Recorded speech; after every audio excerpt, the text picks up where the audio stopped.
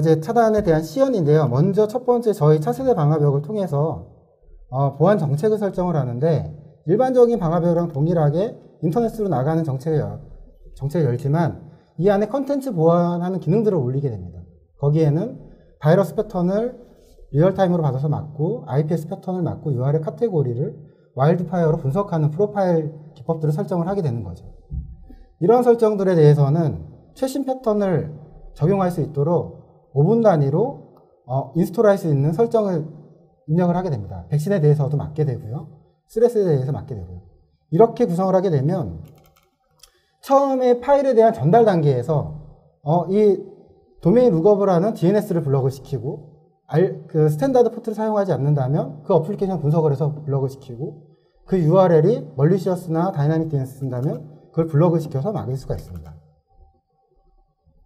자, 첫 번째로 아까 동일한 피해자 PC에서 링크드인을 통해 메시지를 받았어요. 이 메시지는 제가 굉장히 관심 있어 하는 사람이 보낸 메시지이기 때문에 클릭을 안 할 수 없는 소셜 공항을 통했겠죠. 그래서 그 메시지를 들어가서 보겠다 하고 클릭을 하면, 자, 사용자 페이지는 안내 페이지가 나오게 됩니다.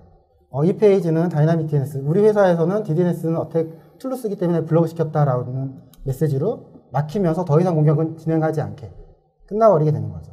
그리고 방화벽에서는 로그가 떨어지게 되는데, 어떤 사용자가 어떤 URL로 접속을 했고 이거는 회사 정책에 의해서 차단이 됐다.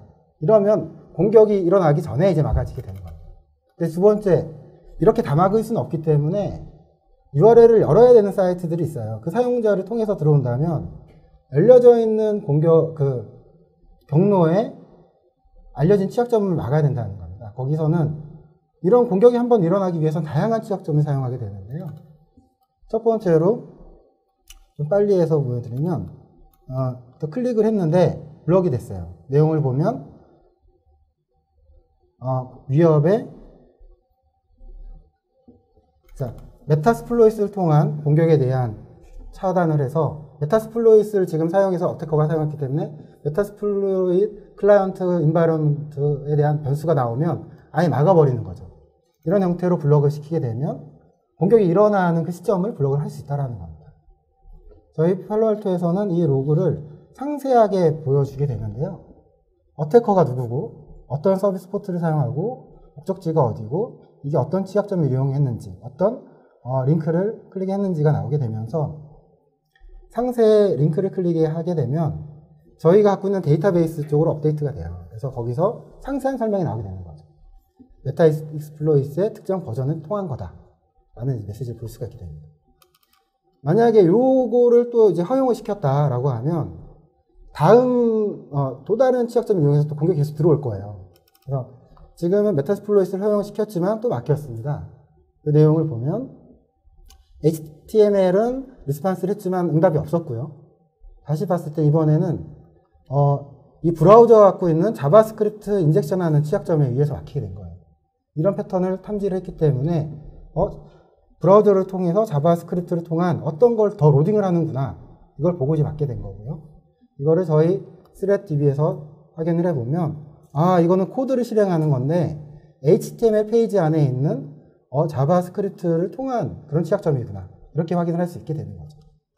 만약에 이거를 또 허용을 했다라고 하면 여기서 메인으로 사용한 거는 어도브 제로데이 취약점이었는데 그 취약점에 의해서 또다시 공격이 성공하지 못하게 막게 됩니다. 이러한 공격은 SWF인 어도브 플래시 플레이어 프로그램을 통해서 이제 전달하게 되는데요. 메시지가 전달된 건 줄 알았지만 세션은 열려 있는 게 없고요. 방화벽 로그를 보니 이번에는 어도브 플래시 플레이어의 취약점이 발견이 됐어요. 굉장히 크리티컬한 공격이었고요. 이 내용을 자세히 확인해 보니 마찬가지로 동일한 쪽에서 이제 공격이 일어났었고, 그 내용에 대한 스레스를 좀 상세히 보면 이 공격은 코드를 실행할 수 있는, 플래시 플레이어만 보기만 했지만 보는 것만으로도 이제 코드를 실행할 수 있는 이러한 공격이었다라는 것을 확인해 볼 수가 있게 됩니다. 자, 만약 이걸 또 위에서 들어온다라고 했을 때는 마찬가지로 공격을 실패를 일으키게 만들 수가 있고요. 지금은 이제 이 SFP, 플래시 플레이어 프로그램 자체가 저희 파일에 대한 바이러스 백신 DB가 들어가 있어요. 그래서 백신 DB와 매핑이 돼서 잘리게 되는 거죠. 자, 이렇게 된다면은 바이러스 파일 자체를 아예 막을 수 있는 형태가 됩니다. 자, 이런 식으로 해서 공격이 일어나는 형태를 이제 막을 수가 있게 되고요. 자, 만약에 이 공격이 정상적으로 일어났다라고 하면 그 다음에 일어나는 거는 리버스 커넥션을 통해서 CNC와 연결을 시키는 형태가 될 거예요. CNC와 연결할 때는 다양한 테크닉을 쓰지만 보통 알려져 있는 포트를 통해서 그 서비스가 아닌 다른 어플리케이션을 호핑하는 경우들이 많아요. 지금 테스트했던 경우는 리버스 TCP 443 포트를 썼는데 443 인증서를 있는 포트가 아니라 일반적인 레가시 방화벽들은 443 포트를 열려있기 때문에 그 포트를 웹B나 SSL이 아닌 이런 CNC 통신의 경로를 사용하게 된 거죠. 그래서 지금 CNC 통신을 하려고 시도를 했지만 트래픽은 막히게 됐고요. 이거는 방화벽 정책에 의해서 443 포트인데 알려져 있는 어플리케이션이 아닌 언론 어플리케이션 자체를 아예 막는 형태로 CNC 통신을 막을 수가 있습니다. 이렇게 하면 행여나 걸려서 어디서 들어오는 공격자에 대해서도 블럭을 시킬 수 있는 형태가 되고요.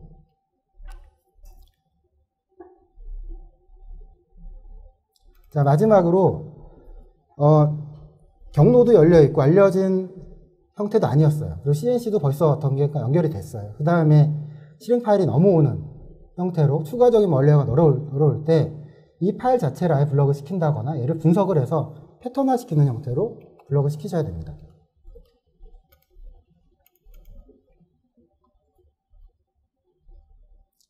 자, 공격자는 특정 커맨드를 통해서 파일을 다운로드 시도하려고 하지만 파일은 블럭이 되는 겁니다.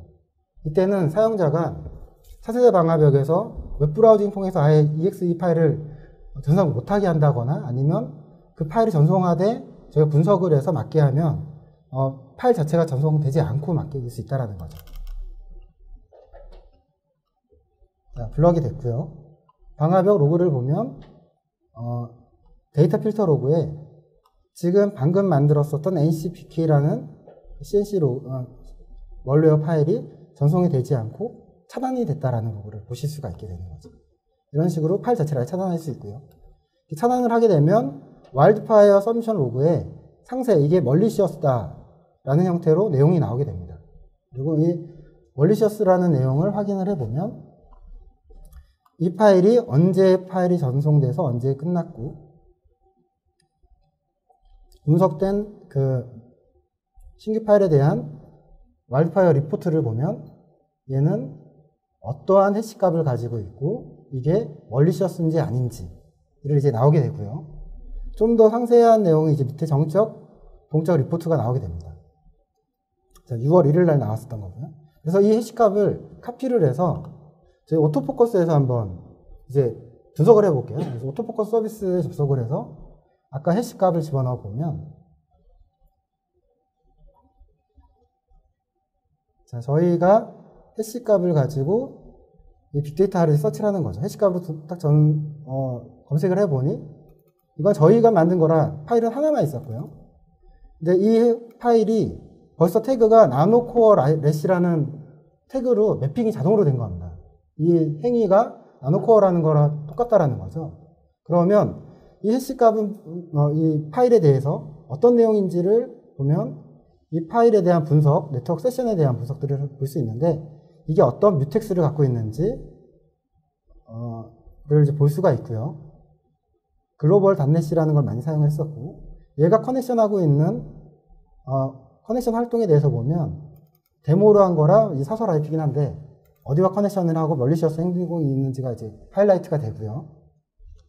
이에 대한 통계를 보는데 해시값을 삭제하고 이제 그 나노코어 래시라는 태그를 통해서 이제 뭐 통계를 보는 걸로 바꿔봤어요. 그러면 내가 올린 샘플 말고 나노코어라는 전체가 어떤 형태로 지금 전파되고 있는지를 이제 확인해 볼 수 있는 거죠. 이 내용을 봤을 때는 나노코어라는 랜섬웨어는 지금 전 산업군에 발생을 하고 있고 웹이나 메일을 통해서 FTP를 통해서 많이 전송을 하고 있고 지금 샘플은 한 6만 4천 개 정도가 이렇게 변종 샘플이 있어서 이런 변종 샘플이 26만 건 이상 2014년부터 현재까지 계속 발생을 하고 있다. 이런 걸 좀 대응해야겠다라는 것들을 이제 분석해 볼 수 있다. 이런 분석을 가지고 이제 대응을 해 나가야 된다라고 말씀드릴 수 있습니다. 자, 그래서 공격, 현재 방어 가능하죠. 제가 준비한 부분은 이제 여기까지로 설명드리겠습니다.